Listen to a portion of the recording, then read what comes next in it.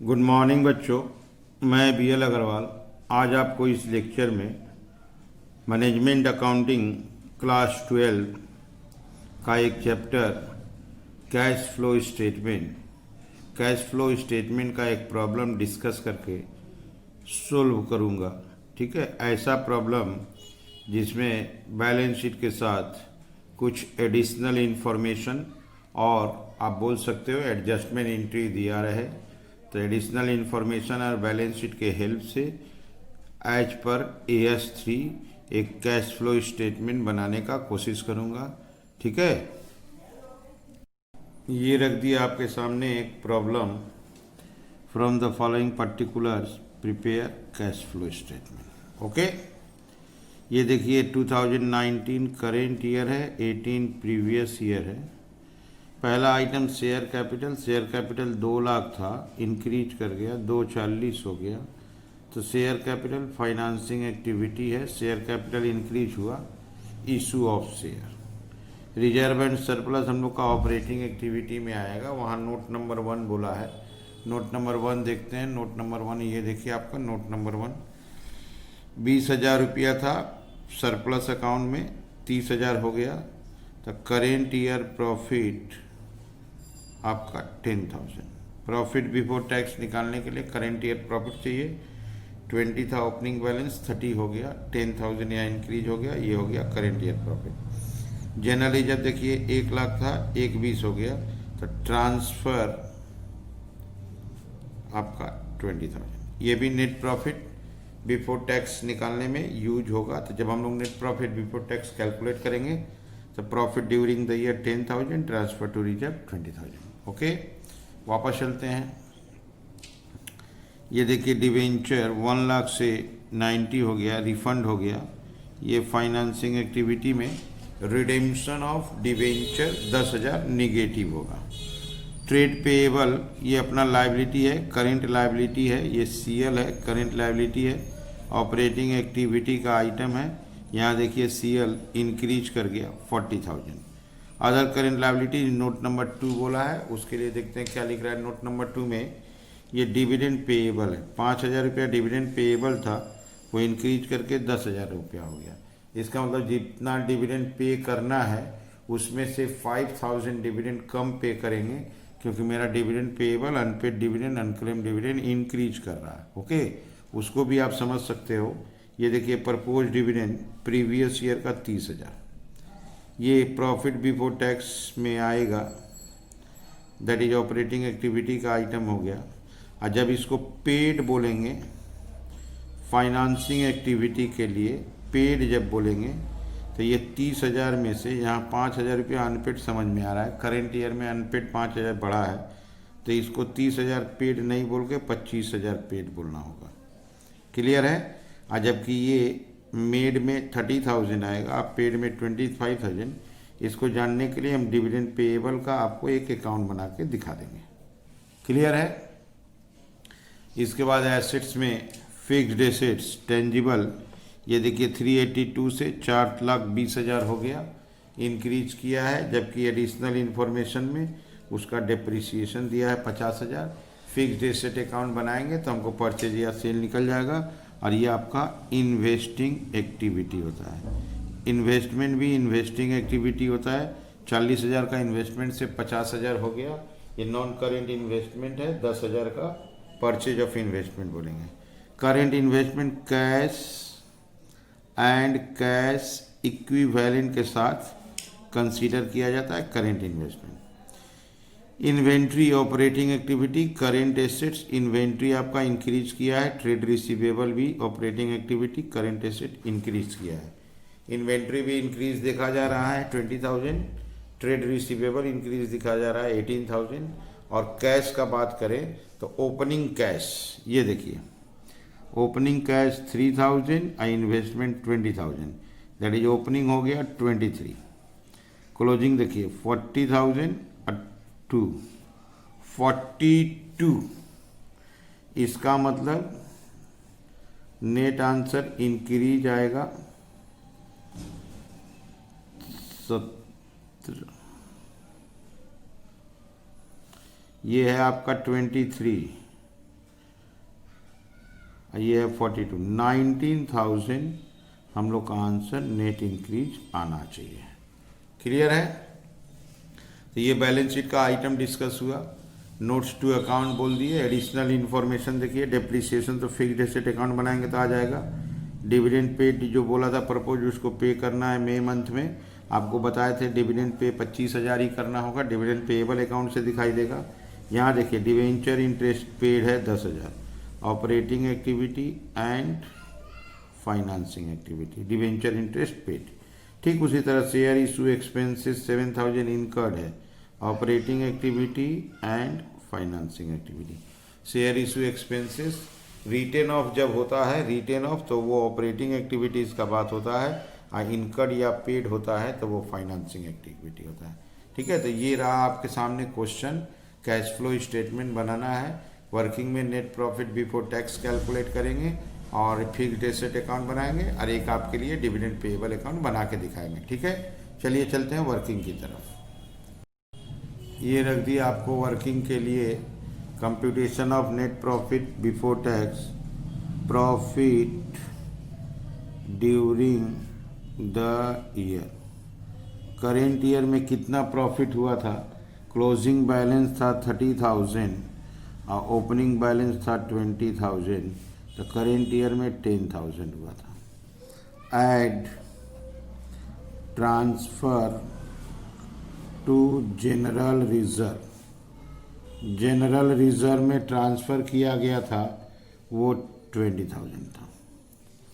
Add में आएगा आपका proposed dividend, proposed dividend previous year का आएगा वो आपका 30,000, और तो टैक्स था नहीं, इंटरिम डिविडेंड था नहीं, दिस इज आवर आंसर 60,000। इसको आपको एक बार दिखा देते हैं।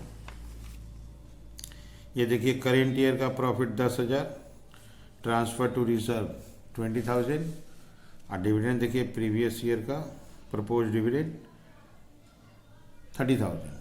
कोई इंटरिम डिविडेंड टैक्सेशन है नहीं, तो ये हो गया हम लोग का प्रॉफिट बिफोर टैक्स 60,000। अब चलिए fixed asset account, opening 382, closing 420, और नीचे देखिए डेप्रिसिएशन 50,000। कोई परचेज सेल बोला नहीं है, अकाउंट बनाएंगे दिखाई देगा।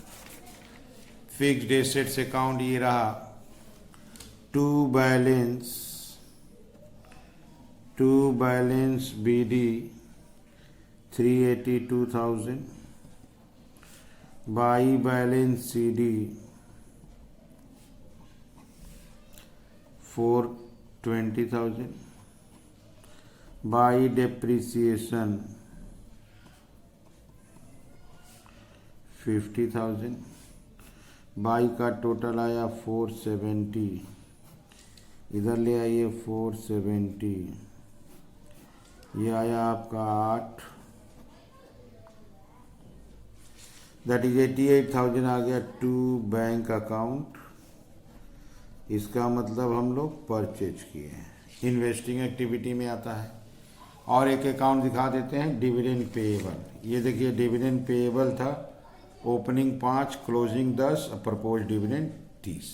ठीक है, लायबिलिटी है by balance BD 5,000, to balance CD 10,000, by statement of PL 30,000, इसको प्लस कीजिए 35, यहाँ लाइए 35, यहाँ देखिए पेमेंट आएगा आपका 25, टू बैंक पेड, ये आपका फाइनेंसिंग एक्टिविटी है। तो ये आपको दिखा दिए वर्किंग में हम आपको डिविडेंड पेएबल अकाउंट बना दिए, बाई बीडी 2CD, और ये प्रपोज डिविडेंड था लास्ट ईयर का, प्रपोज डिविडेंड प्रॉमिस किए हैं 30,000 पे करेंगे। क्लियर है? तो टू बैंक आया 25,000। Fixed assets 2BD by CD depreciation दिया था, टू बैंक परचेज आ गया। प्रॉफिट बिफोर टैक्स में profit during the year PL का difference, transfer to general reserve का डिफरेंस 1,20,000 का जनरल रिजर्व और शुरू में था 1,00,000। क्लियर है? अब प्रपोज डिविडेंड प्रीवियस ईयर ये आ गया। अब चलिए इसको लेके कैश फ्लो स्टेटमेंट बनाते हैं। ठीक है, ये रख दिया आपके सामने कैश फ्लो स्टेटमेंट। AS3 के हिसाब से बनाएंगे। ए नंबर आएगा cash flow from operating activities. सबसे पहले कैश फ्लो 3 टुकड़ा में बनेगा, ऑपरेटिंग, इन्वेस्टिंग एंड फाइनेंसिंग।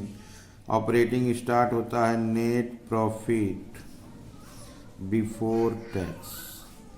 हम लोग एक नंबर नोट किए थे, नेट प्रॉफिट बिफोर टैक्स आपका 60,000 आया था। Adjustment for non operating items, इसमें अगर आपको याद हो तो एक डेप्रिसिएशन था, डेप्रिसिएशन ऑन फिक्स्ड एसेट्स 50,000। और आपको दिखाते हैं कुछ आइटम है, यहाँ देखिए आप, share issue expenses written off है 7,000, डिवेंचर इंटरेस्ट है 10,000। क्लियर है? Share issue expenses, share issue expenses written off 7,000 है, डिवेंचर इंटरेस्ट, डिवेंचर इंटरेस्ट आपका 10,000 है। ये ऐड हो जाएगा 127,000, इसका नाम होता है ऑपरेटिंग प्रॉफिट। क्लियर? अब इसमें लाएंगे adjustment for change in CACL, adjustment for change in CA and CL। Adjustment for change in CA and CL में सबसे पहले इन्वेंट्रीज देखेंगे। इन्वेंट्रीज आपका 80,000 से इंक्रीज करके 1 लाख हो गया है। Increase in inventory, inventory increase कर गया, करेंट एसेट इंक्रीज नेगेटिव 20,000। अच्छा, 80,000 से 98 हो गया trade receivable. Increase in trade receivable, increase in trade receivable ये भी निगेटिव होगा 18,000। अच्छा, ट्रेड पेएबल देखते हैं, वो भी इंक्रीज किया है 40,000। इंक्रीज इन ट्रेड पेएबल ये आपका 40,000 पॉजिटिव होगा। एक बार आप देख लो इसको, यहाँ देखो आप, करेंट इन्वेस्टमेंट तो कैश में आंसर में जाएगा। ये देखो 20,000 इन्वेंट्री इंक्रीज हुआ, 18,000 ट्रेड रिसीवेबल इंक्रीज हुआ। और ऊपर देख लो ट्रेड पेएबल आपका 40,000 इंक्रीज हुआ। डिविडेंड पेएबल तो डिविडेंड के साथ एडजस्ट हो जाएगा। यहाँ पे एक बार इसको प्लस करेंगे 129,000, इसका नाम होगा कैश जनरेटेड फ्रॉम ऑपरेशन। इससे माइनस होगा इनकम टैक्स पेड। इस सवाल में टैक्स है नहीं, ये चला गया 129। क्लियर है? ये हम लोग का हो गया ऑपरेटिंग एक्टिविटीज़। बी नंबर लाएंगे cash flow from investing activities. Investing activity में फिक्स्ड एसेट और इन्वेस्टमेंट आता है। अगर आपको याद हो तो परचेज ऑफ फिक्स्ड एसेट्स निकला था, हम लोग फिक्स्ड एसेट्स अकाउंट डेवलप किए थे, जहां परचेज ऑफ फिक्स्ड एसेट आया था निगेटिव होगा 88,000। बैलेंस शीट में देखो आप, नॉन करेंट इन्वेस्टमेंट है 40,000 था, प्रीवियस में 50 हो गया। Purchase of non current investment, purchase of non current investment वो 10,000 निगेटिव, ये बाहर गया माइनस में 98,000। क्लियर?